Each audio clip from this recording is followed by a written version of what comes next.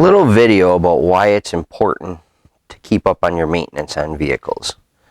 So this is a 2008 Toyota Highlander with the 3.5 engine.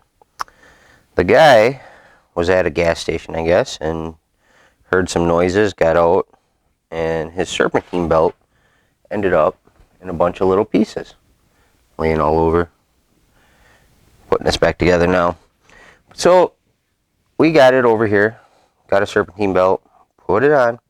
All the pulleys looked good. Everything was good. Went to start it up and came and looked and had oil just pouring out of this area. Crank seal. Took the pulley off and found that there was still a piece of the belt wrapped around in there and pushing on the seal, and it was wrapped around this balancer many times. I unwrapped it and it still had more.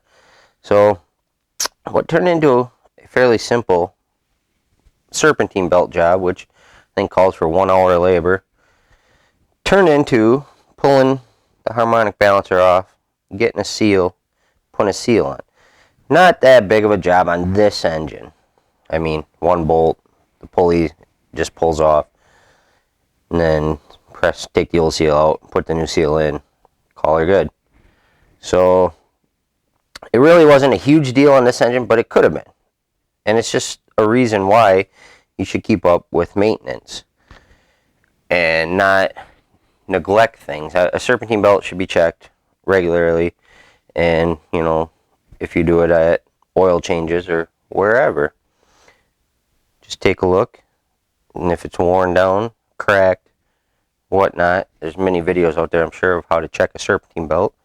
But if there's an issue, it needs to be replaced, and make a simple job so it doesn't turn into a big job with all these little strands. Now, I'll do a quick little, since this is just a short video, let me see if I can pull this up. So this is a toolkit. I will link to this on Amazon. It's a seal installer for crankshafts and camshafts. I bought this actually because I have a Sonic 1.4 liter, the turbo engine, that's leaking out of the crankshaft pulley. So I bought this kit, saw it on YouTube, to another video, and this is just a generic knockoff brand, and it worked great. Basically, the blue cups are for your seals. So you find, let me set you down for 1 second. You find your seal. Let me grab the old one here. And once you got your seal, we'll pretend this is the new one. Pick you back up, don't get dizzy. Here's your seal. Obviously it's a little distorted from me popping it out, but you find the cup that matches it and goes in like so. It's tight fit in there, there's that spring in the seal on there. Once you do that, you can add up these silver spacers. Silver spacers come in different depths, from very shallow.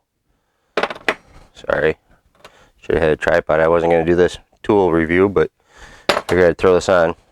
So I think I use this one to space it out. So now you got, basically, got your seal, this cup that fits the seal, and then just a spacer.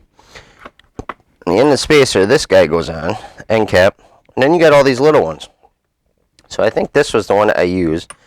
They just slide in there, and then your bolt goes in for your crankshaft. And you use your bolt just to push the seal in, nice, straight, even.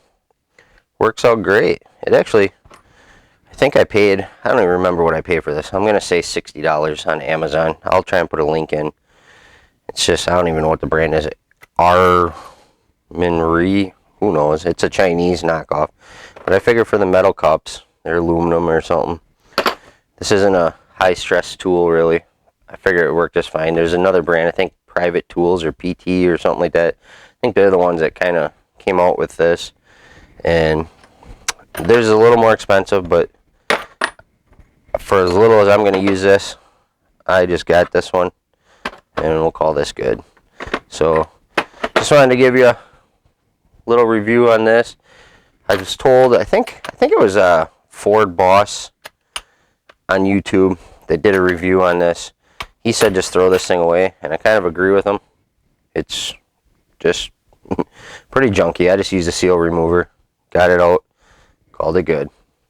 Thanks for watching.